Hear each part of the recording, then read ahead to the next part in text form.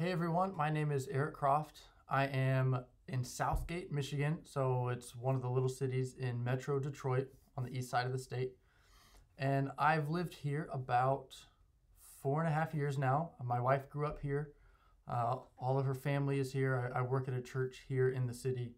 Um, and the church has been around for about 65 years. So my history in the city is relatively short, but I've loved it since the minute I've moved here.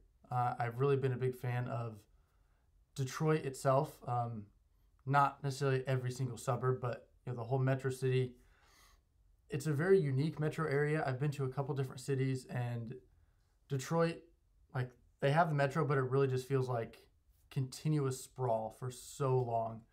It's really, really interesting how most of the cities are landlocked up to like 30 plus minutes away from the core of downtown. So I'm about 15 minutes from the center of downtown, and probably another 5 to 10 minutes south of me. There's not a lot of land in any of these cities. There's a lot of landlocked, as I say. So yeah, I love this place. I love the city, and there's a lot of really cool diversity with obviously a lot of issues. Detroit has been pretty public about a lot of those problems. Something unique about my city that I really, really enjoy is how much people care about this place. Detroit has been a city that has been down for a long time. It has a lot of, assumptions about it. A lot of people think it's very, very, very dangerous. And like most cities, there are dangerous places, dangerous, things you try to avoid. But at the same time, it's a beautiful city, a beautiful place, a lot of loving people, and a lot of people really, really care about this place, and they want to be where they are. They want to be here. They want to be in this city. And there's a lot of pride in that. And you see that from the sports teams to where they live within the city to how they interact with the other suburbs, the other downtown areas. So it's a place that takes a lot of pride in itself, which I really love and appreciate. So the reading I did for this week was Race and Place by Dr. Leong. And there's actually two things. So before I get to my challenge, I found it interesting that Dr. Leong was born in Ann Arbor, that's about 40 minutes from here. It's where the University of Michigan is.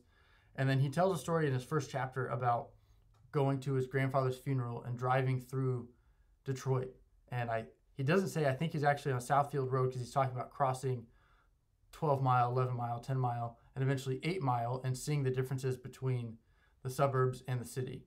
And that distinction he talks about is actually still really prevalent today. I bought a couch off Facebook Marketplace a couple years ago, and the neighborhood we drove to was nice, and legitimately across the street were houses that were burned or dilapidated, fallen apart, abandoned, whatever. And that stark divide is still very, very seen. Maybe not as much back as it was back in 2010, right after the city was bankrupt. But 12 years later, it's still very evident. And it's been an interesting thing that they talk about Detroit in many of the books we've read. I was encountering the city this past spring, and in probably 4 or 5 books they talked about Detroit, and even back to some classes I took last summer that weren't about city at all. They talked about Detroit in them.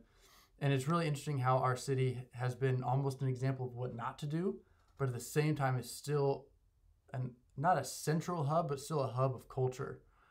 In Michigan, in the Midwest, in our country. So that was really interesting. The biggest challenge takeaway I had from the reading was how he talked about understanding and engaging your geographical context. So he talked about when he was in seminary, they prepared him to understand the context of the text of Scripture, but no one ever prepped him for the geography context of where he lives. And I thought that was an amazing connection and a really strong challenge for me to help gather the context of where I am, and not just looking at this as a place where I live, but there's a lot of context to this that I can learn with and learn from and engage as I live here, and hopefully look to serve and better the place that I'm in.